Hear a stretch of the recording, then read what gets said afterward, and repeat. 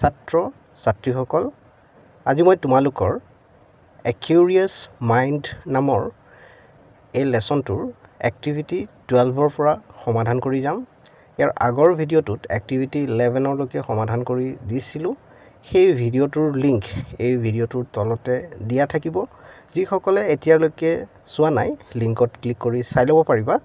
আৰু এতিয়ালৈকে যদি হে চেনেলটো সাবস্ক্ৰাইব কৰি লোৱা নাই কৰি লোৱা কাৰণ তোমালোকৰ এনে ধৰণৰ ভিডিঅ'বোৰ ইয়াতে পাই থাকিবা Activity 12 to দিয়া আছে যে now read the following sentences এতিয়া তলৰ বাক্যবোৰ পঢ়া বুলি কৈছে এক নম্বৰ বাক্যটো দিয়া আছে Nikita has drawn a scenery মানে নিকিতায়ে এখন দৃশ্য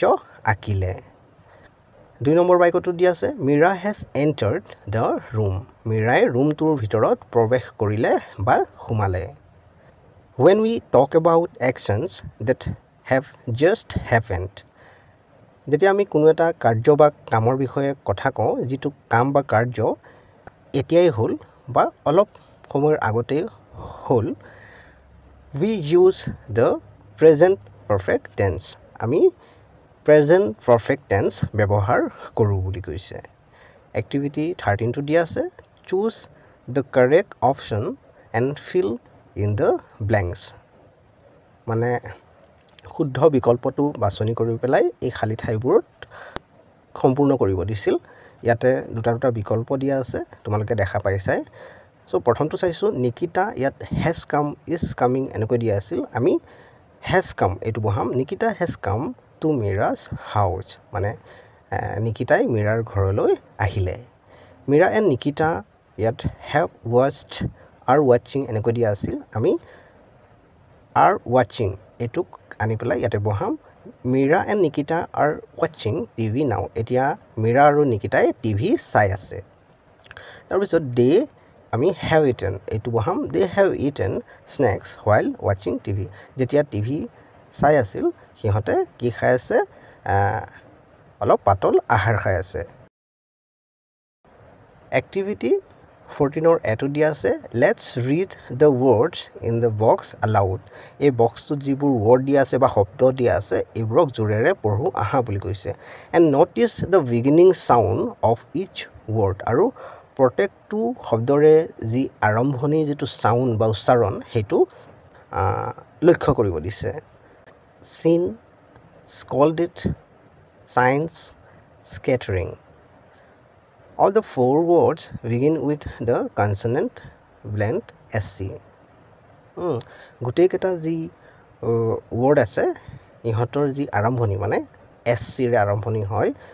When we say the word sin and science they begin with the sound S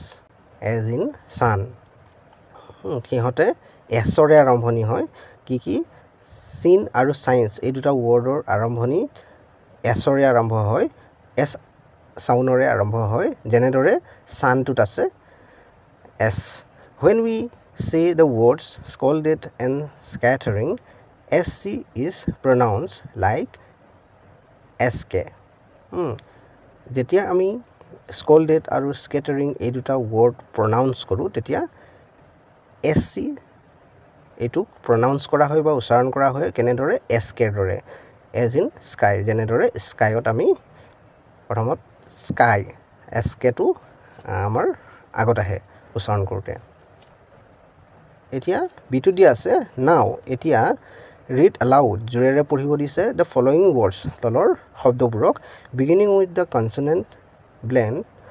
SC তাৰপিছত কৈছে write as if the word begins with S sounds and যদি সাউন্ডটো বা উচ্চাৰণটো আৰম্ভণিতে S ৰে আৰম্ভ হয় তেতিয়া আমি S লিখিব লাগিব sound as in sun জেনেদৰে sunত S টো উচ্চাৰণ হৈছে প্ৰথমত write SK if SC is pronounced like SK যেতিয়া SC এই দুটা লেটাৰ একেলগে SK দৰে উচ্চাৰণ হয় তেতিয়া আমি এটাত SK লিখিব লাগিব হেতু আৰু to are done for you এই দুটা ইয়াতে দিয়া আছে আমাৰ কাৰণে ইয়াত কৰি দিয়া আছিল দুটা যেনেকৈ স্কেল টু আৰু সেন্ট এই দুটাত কৰি দিয়া আছিল সেন্টত এছ উচ্চাৰণ হৈছে প্ৰথমত এছ কে হোৱা নাই স্কেলত এছ কে উচ্চাৰণ হৈছে সেইকাৰণে ইয়াত এছ কে লিখি দিয়া আছিল মই ইয়াতে বাকিবোৰতো লিখি দিছোঁ চাই পেলাই মই ইয়াতে আৰু কৈ নাথাকোঁ কাৰণ ভিডিঅ'টো আমাৰ বেছি দীঘলীয়া হৈ যাব তোমালোকে ভিডিঅ'টো ৰখাইবোৰ কৰি ল'বা Activity 15 to চাইছোঁ read what Mira told Orgo and Nikita পঢ়া বুলি কৈছে মীৰায়ে Orgo আৰু নিকিতাক কি কৈছিল However Orgo please remember it's also important to consider if someone is busy before asking any questions to the person কৈছে Orgo তথাপিও Orgo মানে প্ৰশ্ন সোধাটো ভুল কথা নহয় কিন্তু তথাপিও Orgo কি কৈছে যে আমি যিগৰাকী ব্যক্তিক প্ৰশ্ন সুধিম সো সেই গৰাকী ব্যক্তি যাতে ব্যস্ত নাথাকে তো ব্যস্ত থাকাৰ সময়ত বা সেই গৰাকী ব্যক্তিয়ে যদি কিবা এটা কাম কৰি আছে হেতু সময়ত আমি সুধিব নালাগে লাগিলে আমি ৰখি ল'ব লাগে ৰখি পেলাই যেতিয়া তেখেত ফ্ৰী হ'ব আজৰি সময় পাব আজৰি হ'ব তেতিয়া আমি সুধিব পাৰো তো হেতু Orgo কৈছে and Nikita make sure that you don't dismiss the questions straight away আৰু নিকিতাকো কৈছে যে কোনোবাই যদি তোমাক প্ৰশ্ন সুধে তুমি পুনে পুনে নাকচ নকৰিবা তুমি ব্যস্ত থাকিলো তো তুমি জাস্ট পলাইটলি কবা ইয়াতে লিখি দিছে you can politely ask the person to it তুমি সেই ব্যক্তিগৰাকীক পলাইটলি বা নম্ৰভাৱে বা ভদ্ৰভাৱে ক'ব পাৰা যে অকনমান ৰখক তেনেদৰে ক'ব পাৰা হেতু কথা কৈছে Mira told Orgo and Nikita about some ways to behave well মানে মীৰাই কিছুমান কথা কৈছে Orgo আৰু নিকিতাক কেনেদৰে আচৰণ কৰিব লাগে ভাল আচৰণ কৰিব লাগে ভালদৰে ব্যৱহাৰ কৰিব লাগে সেইবিলাক কথা শিকাইছে কিছুমান কথা শিকাইছে work with your friend and make a list of 5 examples of good behavior so তোমাৰ বন্ধুবৰ্গৰ লগত কৰিব দিছে মিলি পেলাই কি কৰিব লাগিব তোমালোকে তেনেকৈ 5টা উদাহৰণ এক্সাম্পলছ লিখিব দিছে যিকেটা ভাল মানে আচৰণৰ 5টা উদাহৰণ লিখিব দিছে present the list in a piece of a paper এটা পেপাৰৰ পিছত হেইবোৰ যি এক্সাম্পল বা উদাহৰণ হেইবোৰ উপস্থাপন কৰিব দিছে display the list in the classroom আৰু সেই লিষ্টখন কত দেখুৱাব দিছে ক্লাছৰুমত তো হেতু তোমালোকে কৰিবা এইবাৰ এক্টিভিটি 16 টো চাইছো think and say ভাবা আৰু কোৱা বুলি কৈছে Nikita and Orgo have resolved their conflict with the help of Mira Mirar সহায়ত Nikita আৰু Orgo হিহঁতৰ যি কনফ্লিক্ট আছিল বা হিহঁতৰ যি মাজত সংঘৰ্ষ হৈছিল হেতু ঠিক কৰি লৈছিল this is an acceptable way of handling conflicts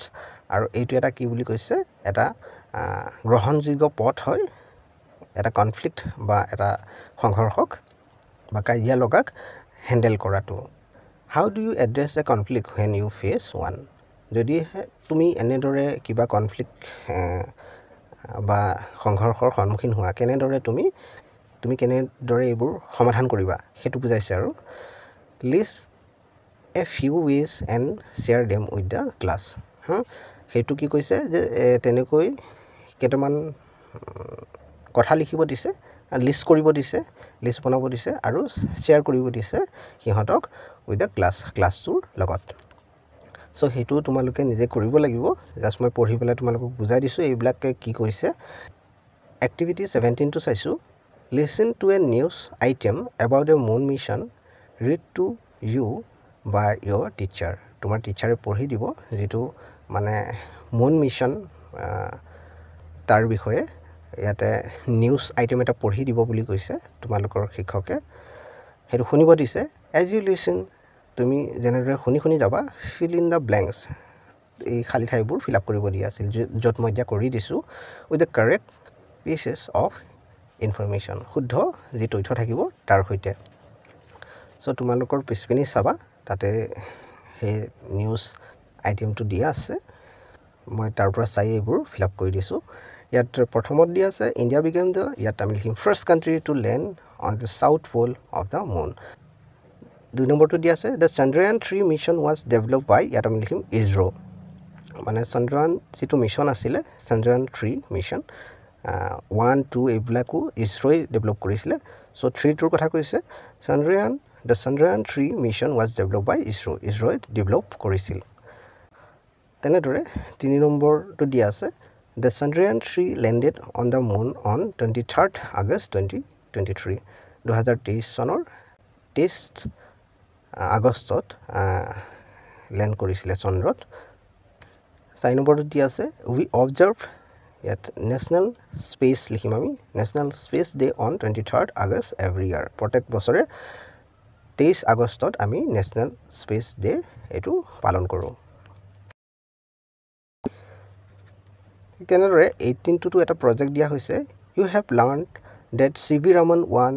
the Nobel Prize for Physics in 1930 তোমালোকে বা তুমি শিকিলা বা পঢ়িলা যে C.V. ৰামানে নোবেল প্ৰাইজ 1930 চনত ফিজিক্সৰ ক্ষেত্ৰত পাবলৈ সক্ষম হৈছিল লাভ কৰিবলৈ সক্ষম হৈছিল বা জিকিছিল নাও এতিয়া ফাইন্ড আউট দা নেমস তেনেকৈ নামবোৰ বিচাৰি উলিয়াব দিছে অফ আদাৰ ইণ্ডিয়ানছ ভাৰতীয় হ'ব লাগিব অন্য ভাৰতীয়সকল হু ওৱান যিসকলে মানে জিকিছে বা পাইছে পাবলৈ সক্ষম হৈছে দা নোবেল প্ৰাইজ পাবলৈ সক্ষম হৈছে ইন ডিফাৰেণ্ট ফিল্ডছ বিভিন্ন ধৰণৰ ফিল্ডত অকল যে সায়েন্সৰ ক্ষেত্ৰতে পাব লাগে হেতু নহয় বিভিন্ন ক্ষেত্ৰত যিকোনো ক্ষেত্ৰত ধৰা নোবেল প্ৰাইজ পাইছে আমাৰ ভাৰতীয় ব্যক্তি তেনেকৈ ব্যক্তিসকলৰ নামবোৰ বিচাৰি উলিয়াব দিছে collect and paste their pictures সিহঁতৰ পিকচাৰবোৰ কালেক্ট কৰিব দিছে আৰু সিহঁতৰ পিকচাৰবোৰ কালেক্ট কৰি আঠা লগাব দিছে কোড অন দা চাৰ্ট পেপাৰত আৰু কালেক্ট কৰিবলৈ আজিকালি ইমান কঠিন নহয় কাৰণ আমি যেতিয়া ইন্টাৰনেট বা আমি আমাৰ মোবাইলটোত আছে গুগলত যেতিয়া সাৰ্চ কৰি দিম তেতিয়া আমি তথ্যবোৰ পাই যাম আৰু ফটো পাই যাম সো তাৰ পৰা আমি ল'ব পাৰিম তাৰ পাছত কৈছে যে include the following information about each of them আৰু প্ৰত্যেকৰ বিষয়ে যি আমি ফটো কালেক্ট কৰিম আৰু সিহঁতক আঠা লগাম চাৰ্ট পেপাৰত যাৰ আমি কৰিম হেতু কাম সো সিহঁতৰ বিষয়ে যিবোৰ তথ্য এতলত যি দিয়া আছে তথ্যবোৰ হেবোৰ ইনক্লুড কৰিব দিছে মানে তাতে ভৰাই দিব দিছে নামবোৰ আমি লিখিম তলত তাৰ পিছত ডেট অফ বাৰ্থ কেতিয়া জন্ম হৈছিল প্লেস অফ বাৰ্থ মানে জন্ম হোৱা ঠাইডোখৰ Nobel prize in the field কোনটো ফিল্ডত নোবেল প্ৰাইজ পাইছে year of receiving the Nobel prize আৰু নোবেল প্ৰাইজ পোৱা বছৰটোৰ ইয়াতে আমি চনটো লিখিব লাগিব এতিয়া এক্টিভিটি 19 টো চাইছো look at the illustration in box 1 ত যিবোৰ দিয়া আছে এইবোৰ চাব দিছে try to draw a space shuttle in box 2 following the steps shown in box 1 box 1 ত যিবোৰ দেখা হৈছে এখন স্পেস শাটল লিখাৰ যেটো পদ্ধতি দেখুৱা হৈছে স্টেপ 1 স্টেপ 2 তেনেদৰে বক্সটোত খালি ৰখা হৈছে আমি কিতাপখন মিলিলে দেখা পাম তাতে তেনেকৈ স্টেপবোৰ ফলো কৰি পেলাই লিখিব দিছে আকিব দিছে মানে ড্ৰ কৰিব দিছে কালাৰ ইট আৰু ইয়াক ৰং কৰিব দিছে and give it a name আৰু ইয়াৰ এটা নাম দিব দিছে স্পেস শাটলখনৰ তো বক্স 1 তে চাই তোমালোকে লিখিবা স্টেপ 1 ত জেনাৰেটৰ লিখিছে হেতু লিখিবা স্টেপ 2 যি লিখিছে হেতু লিখিবা স্টেপ 3 জেনাৰেটৰ লিখা আছে হেতু লিখিবা হেবোৰ এড কৰি যাবা মানে যোগ কৰি গৈ থাকিবা তেনেকৈ তোমালোকে লিখিব পাৰিবা বক্স 2 ত লিখিবা ছাত্ৰ ছাত্ৰীসকল তোমালোকৰ এই লেসনটোৰ এক্টিভিটি সমূহ ইয়াৰলৈকে আছিল এতিয়ালৈকে যদি হে চেনেলটো সাবস্ক্ৰাইব কৰি লোৱা নাই কৰি লোৱা কাৰণ তোমালোকৰ এনে ধৰণৰ ভিডিঅ'বোৰ ইয়াতে পাই থাকিবা